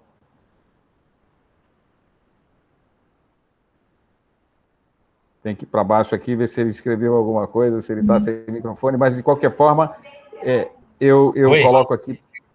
Oi. Pois não. Está com problema no microfone aqui. Pois não. Se apresente e faça a sua pergunta. Eu sou o John Everton, do programa de pós-graduação da UFPA, né, de Belém. Aí eu sou da área da Física da Matéria Condensada, né, mas eu sempre tive muita curiosidade em relação a assuntos, né, de astronomia, universo, sempre achei muito interessante, né? Então, sempre assisti muitos documentários e artigos, né? E em alguns, né, sobre buracos negros, né? Alguns professores falavam que em uma determinada região do buraco negro é como se o tempo fluísse, fosse negativo, fluísse ao contrário, se entrasse, pudesse sair no passado, coisas assim. Aí, se isso for realmente verdade, não sei, queria que a professora falasse um pouco a respeito disso, se ela puder. Eu vou mudar aqui para o microfone. Estão me ouvindo? Estamos sim, estamos sim. O que acontece, né, a gente sabe pela relatividade geral, que o espaço-tempo fica curvo, né? Isso significa que as distâncias aumentam na vizinhança do buraco negro, e o tempo meio que congela. Então, talvez seja relacionado a isso, né? Ou seja, para quem está longe do buraco negro, o tempo, digamos, de quem está perto passa muito mais lentamente, né? Então, o tempo é como se o tempo se alargasse tanto que quase parasse, né? Então, eu acho que está relacionado com isso, né? E lá dentro, quem sabe, então, essa ideia, que lá dentro se invertiria, mas eu não consigo comentar mais nada do que isso, né? Só o fato de que realmente o espaço-tempo se distorce tanto, digamos, se curva tanto, que o tempo se torna, é como se congelasse realmente, parasse de passar ali na borda do buraco negro. Perfeito, Thaís. Obrigado, John, pela sua pergunta. O Rony Silva está participando de Capitão Poço, que é uma cidade do interior do estado do Pará. Ele parabeniza aqui, excelente apresentação. Também o Leandro Rodrigues, do Amapá, o professor Leandro Rodrigues, a Jaiane Santos, de Campina Grande, na Paraíba, a Milena Nunes Oliveira, uma fã sua aqui, mulher maravilhosa, parabéns pelo trabalho. Querida, obrigada. O professor Marcos Diniz aqui, uma delícia de palestra, parabéns, assim como o professor Jorge Cassineiras aqui da UFPA agradece. E o Cláudio Barroso tem uma pergunta. Cláudio, você quer ligar o microfone e fazer você mesmo a pergunta? Se não, eu faço eu mesmo. Então, Pois não, Cláudio. Se apresente e faça a sua pergunta, por favor. Bom dia a todos. Boa palestra, professora. Obrigada. Eu sou de Pernambuco. Eu terminei recentemente o mestrado em ensino de física e atualmente eu sou aluno da pós-graduação em ensino de astronomia na Universidade Rural de Pernambuco. Legal. E a minha pergunta é a seguinte: esses buracos supermassivos que existem no centro da galáxia, eles poderiam existir através das colisões de outros buracos negros? Sim. E, assim, outra pergunta seria sobre a questão dos blazares. Eles são mais energéticos do que esses quasares? O que seriam esses blazares? Bom, então, os buracos, a primeira pergunta é sim, né? Então, justamente a gente quer o LISA, esse detetor de ondas gravitacionais no espaço, para a gente ver as colisões de buracos negros. Porque a gente vê no universo galáxias colidindo. Se cada uma tem, né, um buraco negro no centro, parece que está dando um eco aqui no meu microfone.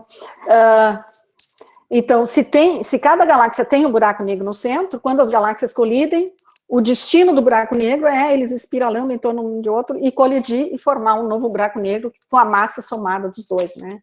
Com um pouco de perda de energia.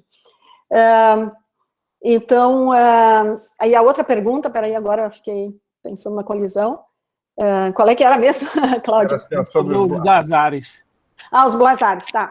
Então, no modelo dos... Você lembra que eu fiz um modelinho ali dos núcleos ativos, né? Tu tem um buraco negro circundado por um disco de acreção, daí vem as nuvens da região de linhas largas, né? No disco de acreção, a gente tem uma amplificação do campo magnético, porque isso é gás que veio de diferentes regiões de longe do buraco negro, né? E devido ao fato de cair muito próximo do buraco negro, eles trazem campos magnéticos que ficam amplificados a grandes, aumentam muito os campos magnéticos, e acontecem coisas parecidas com o que acontece na coroa solar, né? Aquelas ejeções coronais, né? Então, ali também acontece, só que os campos magnéticos são muito maiores e acabam formando os jatos, né? Então, partículas relativísticas desse plasma do disco que acabam escapando ao longo dos campos magnéticos que saem do disco pela concentração grande de energia magnética. Então, formam jatos que a gente vê se estendendo a vários quiloparsecs, a dezenas de quiloparsecs de distância. Então, se a gente estiver olhando esse jato numa direção, na nossa direção, a gente vai ver um blazar, né? Então, a radiação desse, digamos, por exemplo, elétrons que estão espiralando em torno das linhas do campo magnético, essa radiação sincrotrônica, ela vai ficar amplificada por efeito relativístico, e essa luz vai, digamos, ofuscar toda a radiação, inclusive, que vem da galáxia. Então, os blazares são quasares em que a gente está olhando ao longo do jato. Então, esse jato é meio colimado, então são poucos que a gente vê exatamente na nossa direção. E não é todos os quasares que emitem jatos rádio. Então, na verdade, o que a gente acha é que é uma coisa intermitente, ou seja, às vezes o jato está ocorrendo, é que nem as ejeções solares, né? De vez em quando ocorre, e às vezes está parado, né? E quando a gente consegue enxergar um objeto desse, e ele está dirigido na nossa direção, é um blazar. Essa é a definição. Certo, obrigado. Seria um quasar, uma bazuca de quasar. Isso. É um quasar bem direcionado para nós. Assim. Tá certo, obrigado, professora. Parabéns. Obrigada. Obrigado, Cláudio, pela sua participação. Obrigado, Thaisa. Vamos agora para Milena Nunes Oliveira. Milena, se você estiver na sala, você quer fazer sua pergunta? Primeiramente, bom dia. Eu quero agradecer pela palestra, foi uma excelente palestra. Eu sou aluna do bacharelado de Química aqui da UFPA, e desde o ensino médio eu me interesso muito por essa parte da astronomia. Eu gostaria de saber uma dúvida bem simples. Eu pretendo seguir essa área de pesquisa, né? E o meu objetivo futuramente é trabalhar na NASA. Só que eu estava vendo alguns pré-requisitos para isso, e eu gostaria de saber, aqui no Brasil, quais são os melhores centros de pesquisa, os melhores laboratórios, para que eu possa me desenvolver da melhor forma possível na área de astronomia? Desde já eu agradeço. Certo. Eu só posso dizer assim, né, que na área de astronomia a gente tem agora várias pós-graduações, né, e quais seriam as melhores? Isso aí é meio... mas, digamos assim, vou dar exemplos onde tem... pelo menos nessa área observacional que eu faço, né, eu sei que até ali na Universidade do Pará tem pesquisa que o próprio Quispino faz, né, mas é coisas mais teoria, né, e no caso observacional parecido com o que eu faço, tem lá na nossa Universidade Federal Rio Grande do Sul, em Porto Alegre, tem na Universidade Federal de Santa Catarina, tem na USP, tem no INPE, tem lá a Univap também, que é em São José dos Campos, a gente tem no Rio de Janeiro, o FRJ, que é o Observatório do Valongo, tem o Observatório Nacional, a gente tem também lá agora um pequeno grupo começando em Sergipe, tem na UFRN, e, bom, tem, até não tenho todas as instituições na minha cabeça, mas tem várias instituições e que você poderia procurar uma pós-graduação dessas e daí ficar em contato com a NASA para ver realmente o que é que eles exigem para poder ir para lá, né? Muito obrigada, professora. Obrigado, Milena. Obrigado, Thaisa. Vamos dar prosseguimento aqui. O Marcelo Ferreira da Silva me corrigiu aqui, que eu tinha falado de que ele estava do Paraná, não é? Mas ele está, na verdade, em Campina Grande, na Paraíba. É que eu faço uma busca aqui rapidinho, né, no Lattes e tal, tento achar, e aí às vezes tem homônimos, né, e fica difícil. Sim. Mas seguindo aqui, tem o Satish Kumar, professor Satish, lá da Unirio. Pelo que eu entendi, ele tá sem microfone e pediu para eu fazer a pergunta. É isso, Satish? Senão você liga o microfone. Mas então vamos lá. Ele perguntou por que o James Webb Telescope observa apenas em infravermelho. Por que não foi incluído também, não é incluída a janela visível? Porque, digamos assim, a gente tem telescópios da Terra, né, que vão fazer isso, né, vão observar no visível, né, enquanto que no infravermelho a gente não consegue observar muito bem da Terra, porque por causa do vapor de água que bloqueia a observação, né. Por outro lado, também um dos objetivos principais, talvez o objetivo principal do James Webb é observar a primeira luz do universo, que ocorreu lá no primeiro bilhão de anos de idade do universo. E devido à expansão do universo, quando a gente olha lá para trás, né, lá para longe, essa radiação, ela está desviada totalmente pelo redshift, porque o universo, a gente sabe, está em expansão, então quanto mais longe, mais rápido o objeto está se afastando. Então a radiação do visível, que a gente observaria no visível, quando tu quiser observar lá nos confins do universo, ela vai estar desviada totalmente para o infravermelho, né? Então, justamente, o telescópio foi otimizado para observar no infravermelho, a gente pode observar coisas próximas no infravermelho mesmo, mas coisas distantes no óptico, que a gente consegue observar de uma galáxia relativamente próxima no óptico, a gente vai conseguir com o James Webb observar uma luz equivalente de uma galáxia lá bem longe, né? Porque a gente quer ver as primeiras galáxias com o James Webb, as primeiras galáxias se formando, e a radiação vai estar desviada completamente para o vermelho, e a gente tem que observar no infravermelho. Ok, obrigado, Satish, pela sua pergunta. Obrigado, professora Thaisa, pela sua resposta. A próxima pergunta vem do YouTube, Valentim, lá da Unifesp de Diadema. Ele falou: Thaisa, é possível observar indiretamente matéria escura nas imagens que você mostrou no seu seminário? Existe alguma outra técnica de detecção de matéria escura, além de curvas de rotação?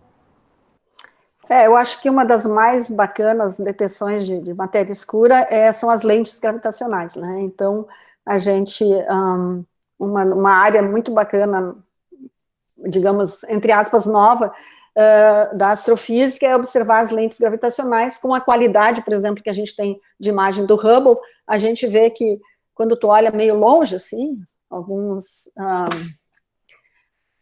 bilhões de anos-luz de distância, a gente já começa a ver efeito de lente gravitacional por tudo, ou seja, o universo mais próximo de nós, devido à matéria escura, a matéria bariônica e a matéria escura que domina, né, ela distorce a luz que vem de objetos mais distantes. Então, a luz de objetos mais distantes, ao passar por uma concentração de matéria no meio do caminho, é curvada, né, por causa da curvatura do espaço-tempo, então ela fica e forma imagens, né, como se fosse uma lente. Então, essas são as chamadas lentes gravitacionais. E a gente, então, vê tanto arcos, em geral aparece na forma de arcos, imagens de galáxias muito longe, que ficam na forma de arcos ao redor de um aglomerado de galáxias, ou mesmo misturado com as galáxias do aglomerado. Então, a gente pode aprender, por exemplo, pode inclusive determinar a massa desse aglomerado, que é a lente, mas a gente pode inclusive saber qual é que é, estudar também a imagem do objeto distante amplificado pelo efeito de lente. Então, e isso, quando a gente calcula a massa do objeto que está no meio do caminho, a gente vê que ela é muito maior do que a luz que as galáxias desse aglomerado emitem, ou seja, pela luz, tu sabe mais ou menos saber quantas estrelas tem e tal, mas daí tu vê que, não, tem muito mais massa, né? 6 vezes, 7 vezes, em geral, essa é a fração, né, a razão de massa escura para massa visível. E tu vê que, justamente, a lente gravitacional está dizendo que tem toda aquela massa ali. Então, isso é uma evidência a mais da matéria escura. Perfeito. Obrigado, Valentim, pela sua pergunta. Obrigado, professora Taísa, pela sua resposta. Na sequência, aqui temos o Marcelo Siqueira, que é professor lá na Universidade Federal do Amapá. Ele pergunta se buracos negros morrem. Bom, se esperar 10 a 200 anos, 10 elevado à potência 200. Quer dizer, a gente não sabe muito bem o que o futuro reserva, mas a gente faz extrapolações pelo que a gente conhece do universo atual, né? A gente sabe que o universo está expandindo de uma forma cada vez mais rápida, né? A expansão está acelerando. A gente sabe que se continuar do jeito que está, os buracos negros daqui a 10 a 100 anos vão acabar engolindo todas as estrelas das suas galáxias. E se esperar 10 a 200, os buracos negros vão começar a desintegrar justamente pela radiação Hawking, né? Então, se tu esperar 10 a 200 anos, então isso é um número inimaginável, né? Mas é claro que a gente ainda não conhece tudo e sempre tem novas descobertas, mas extrapolando pelo que a gente sabe hoje em dia, eles evaporariam daqui a muito tempo. É isso aí. Obrigado, Marcelo, pela sua pergunta. Obrigado, professora Taísa, pela sua resposta. O Marcelo também é da área de física de matéria condensada. E essas perguntas, às vezes, que vêm de fora da área, né? Às vezes são são as mais difíceis. Isso aí, Marcelo. Vamos em frente.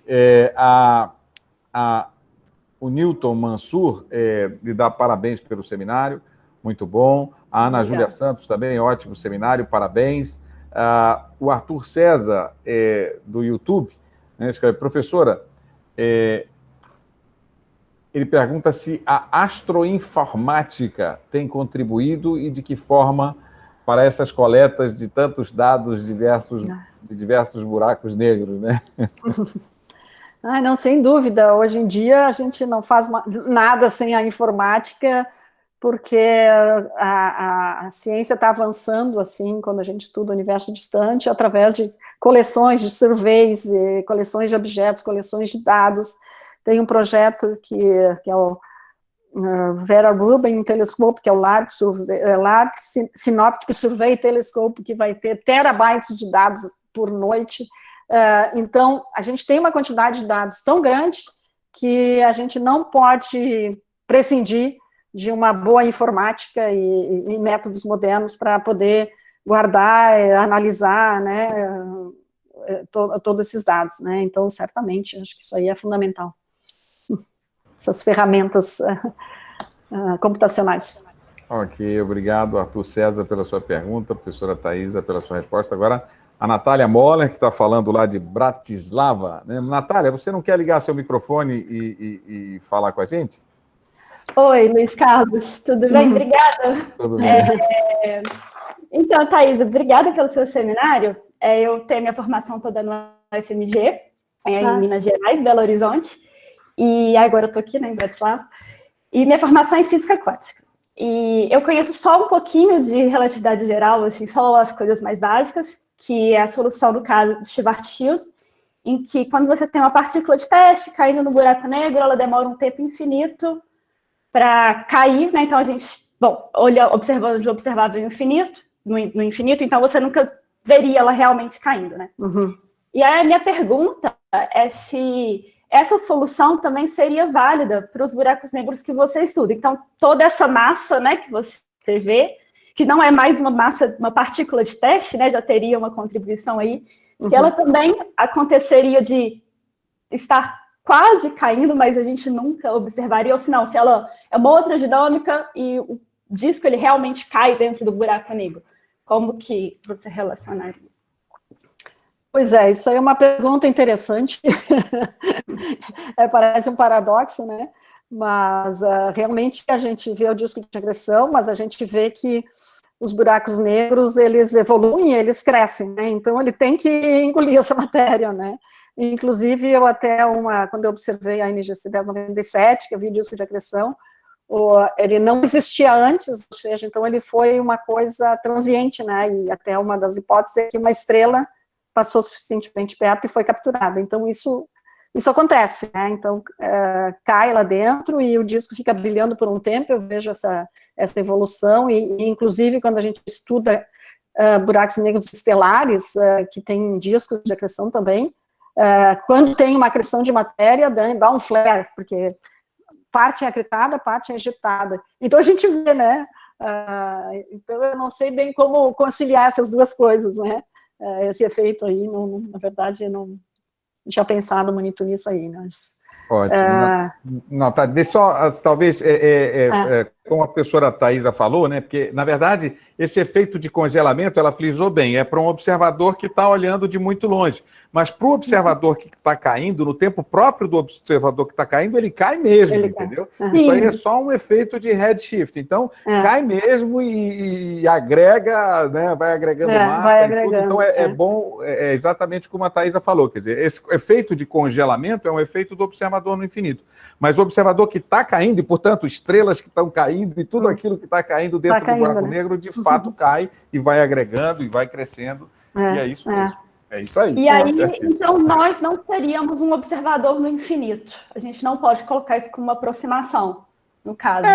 Assim, eu acho que eu não queria me estender muito nesse ponto, tem outras perguntas, né? Mas, com certeza, é isso aí. Nós somos, sim, um observador no infinito, e para a gente, né? Quer dizer, para a gente é como se, né, quer dizer, aquele processo fosse um processo de congelamento, né? Quer dizer, na medida que a imagem vai ficando, né? Quer dizer, é um redshift gravitacional. Tá certo? Então acho que a radiação fica tão desviada, tu acaba não vendo mais. Além do efeito de câmera lenta que você vai vendo, mas isso é para o observador no infinito, né? Quer dizer, para o material que está caindo, ele está caindo, agregando, e o buraco negro vai crescendo. É isso aí. Vamos em frente, então. Obrigado, muito obrigado, Natália, pela sua participação. Obrigado, Thaisa, pela sua resposta. O Carlos Júnior está aqui na sala, quer fazer a sua pergunta, Carlos? Se apresentar e fazer a pergunta. Bom dia, meu nome é Carlos Mergulhão, estão me ouvindo? Mergulhão, diga lá. Bem, então, professor, parabéns pelo seminário. Eu tenho uma dúvida que eu li muito sobre isso e nunca entendo um ponto aqui que eu coloquei na pergunta, né? Quer dizer, como eu coloquei na pergunta, né? Porque nunca se considera a origem de um buraco negro supermassivo a partir de um buraco negro estelar inicial de pequena massa, que foi agregando matéria ao longo do tempo até formar um buraco negro supermassivo. O que é esse modelo de evolução? Parece que alguns artigos não consideram esse tipo de modelo de evolução e buscam outros modelos de evolução. O que eu sei é que, para a gente partir de uma semente, tem que ser uma estrela bem massiva, assim, tipo, mais de 100 massas solares, né? Que poderiam ter se formado bem lá no início, quando se formaram as primeiras estruturas do universo, né? Porque para a gente ter um quasar, assim, do jeito que a gente calcula, inclusive a massa, estima a massa, com 1 bilhão de anos de idade do universo, o crescimento é tão alto que tem que ser super Eddington, que é uma coisa que, digamos, a gente não entende muito bem como é que pode crescer com uma taxa tão alta. Então, isso ainda não está totalmente resolvido. Aparentemente, as sementes têm que ser maiores e, de alguma forma, quem sabe, já tem um colapso direto do gás, né? Então, isso aí é um tema de pesquisa ainda que os modeladores lutam para conseguir modelar a evolução do buraco negro dentro do primeiro bilhão de anos de idade do universo, porque eles crescem muito rápido, né? E, então... como formar, né, uma estrutura já com 1 bilhão de massas solares no primeiro bilhão de anos de idade do universo, isso é uma área de pesquisa ainda que não tem todas as respostas, né? Então, ainda está sendo investigado. Perfeito. Carlos Mergulhão, olha só que surpresa. Por isso que eu gosto que as pessoas falem, porque a gente vai né, eu não tinha notado aqui a presença, o Carlos Mergulhão foi meu colega de graduação na USP, então uma alegria muito grande de ter você aqui na sala. Aqui, salvo engano, ele está falando lá de Ji-Paraná, em Rondônia. Né? E aí, de lá, também temos outra aqui na região norte, acho que o José Nascimento está deixando aqui um bom dia de Roraima, tá certo? Então, foram 2 estados que eu não tinha ainda anotado aqui no meu registro. Que legal. Então, alô, Roraima. Participação de todos vocês. E aqui temos uma pergunta do Marcelo Regis Holanda. Marcelo, você quer fazer a sua pergunta? Pronto, está ouvindo aí? Estamos ouvindo. A pergunta é a seguinte: tem alguma possibilidade, Thaís, de um dia haver um buraco negro no nosso sistema solar ou não é descartável essa hipótese? Bom, depende do tamanho dele. Né? Então, eu me lembro que quando entrou em operação o LHC, né, as pessoas tinham medo que se formasse um buraco negro e daí ele fosse crescer e podia engolir a Terra, né? Então, digamos assim, até pode formar os micro buracos negros no LHC, mas daí eles justamente se desmancham pela radiação Hawking, né? Aí a radiação Hawking é importante, né? Eles não são, então logo eles se desmancham, mas teria que detectar a gravidade dele, né? Então eu acho que a gente só consegue detectar se tiver alguma coisa sendo capturada por ele. Então, ainda não teve nada disso. Então, digamos, impossível não é, mas ainda não se viu sinal nenhum, né, disso que esteja acontecendo, né? O que a gente vê são sinais de estrelas colapsadas pela implosão que ocorre no núcleo devido a uma explosão de supernova, né? Então, a gente tem evidências observacionais no núcleo das galáxias, nessas estrelas, mas ainda aqui dentro do sistema solar não temos. Isso aí, obrigado, Marcelo, pela sua pergunta. Talvez assim, porque a questão dos buracos negros também de massa intermediária nos espaços entre, né, quer dizer, sistemas, né, quer dizer, talvez seja por aí a pergunta também. Muito obrigado, então, Marcelo, obrigado, Thaisa. Aí nós temos mais uma pergunta aqui do YouTube, mas antes, deixa eu registrar aqui o comentário do diretor do Instituto de Ciências Naturais aqui. Parabéns novamente, professora Thaisa, pela excelente palestra, interessantíssima. Saímos dela sentindo vontade de ler e estudar sobre o assunto. Meu filho, no ensino médio, também achou muito interessante e já pediu para ver a palestra toda, porque ele perdeu o início da palestra. Então, fica aí já, né, já ganhou mais um fã, né, quer dizer, dessa vez do ensino médio aí, professora. Obrigado, Marcos, por compartilhar isso com a gente. Né, então, a próxima pergunta vem do YouTube, é o Luiz Silva Lima. Eles perguntam, seria possível comentar como os espectros obtidos pelo Gemini se comparam aos espectros obtidos pelo MUSE? Aí eu... Opa, isso aí é uma pergunta de expert. Não, que o Gemini, eu uso os Integral Field Units do Gemini, né, que eu mencionei, que são os cubos de dados, etc. O MUSE é um Integral Field Unit do ESO, né? É um instrumento mais novo do que os IFU do Gemini, né? E eles têm um campo maior. O MUSE é muito melhor do que os IFU do Gemini, então, hoje em dia, se eu pudesse escolher, eu escolheria o MUSE mesmo, porque ele tem, além disso, um campo de visão bem maior, o sampling, que é o tamanho do pixel, né, do spaxel, é menorzinho, então, é um instrumento mais moderno, né, e um campo bem maior, então, acho que a qualidade da observação é melhor. Ok. O professor Marcos Diniz também faz algumas perguntas no sentido da singularidade do buraco negro, como seria a visão de dentro dele, se seria possível ver toda a informação. Quer dizer, essas perguntas que realmente são aquelas que aguçam a curiosidade, né, de todas as pessoas que se interessam pelo assunto. Né? Então, professor Marcos, sua formação em matemática. E aí, professor, é assim, né, como nós já passamos de 1h30 de palestra, eu vou, assim, a senhora fica à vontade, realmente. Eu vou aproveitar para que você responda eventualmente, faça um panorama geral das respostas, inclusive essa e todas as outras, se você quiser. Fechar, então, com o seu comentário final, eu acho que sobre o assunto, para que a gente possa realmente caminhar para o encerramento de hoje, professor. Não, foi um grande prazer, uma surpresa de ter tanta gente interessada por aí. Parabéns ao Crispino também, porque também acho que ele tem o mérito de congregar tanta gente e faz um excelente trabalho aí no norte do país, né? Então, eu queria parabenizá-lo por isso, agradecer a todos vocês pelas belas perguntas, né? Todas perguntas muito interessantes. E, bom, eu só dizer que a área da ciência, ela, digamos, dá prazer para a gente, né? E acredito que quem ficou aqui com a gente também tem esse sentimento, né? E vamos fazer ciência aqui no nosso país, levar o nosso país para frente através da ciência, né? Então, acho que seria uma mensagem.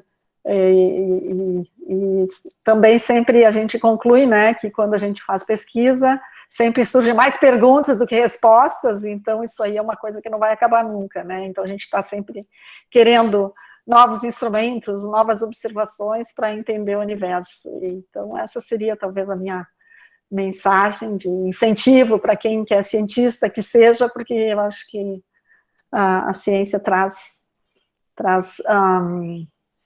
prazer para a gente e traz riqueza para a humanidade.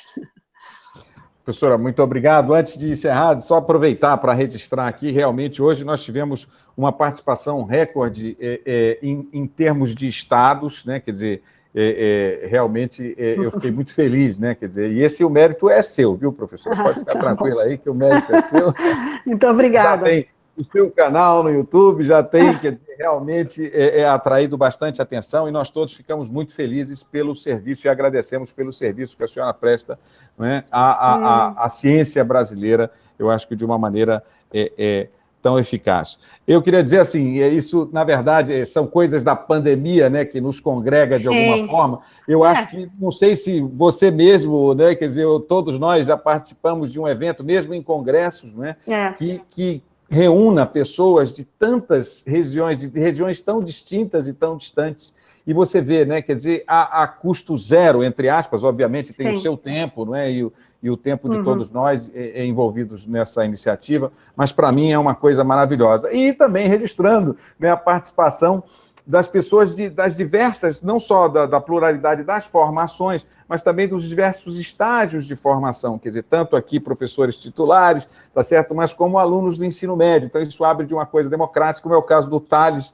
que é o filho do Marcos Diniz. A gente também tinha, de vez em quando, a participação de um aluno da educação básica de Portugal, né, que costumava participar. Então, isso é uma alegria muito grande, eu acho que faz de nós todos cada vez mais, assim, com a sensação de dever cumprido. E é com essa sensação, professora, que eu peço que todos abram seus microfones. Nós ainda temos da ordem de 100 pessoas, se somarmos, né? Nossa na sala do Google Meet e no YouTube. E eu peço, então, que as cerca de 50 pessoas que estão nessa sala nesse momento abram seus microfones para uma salva de palmas final em agradecimento à sua excelente palestra. Um grande prazer falou disso aí.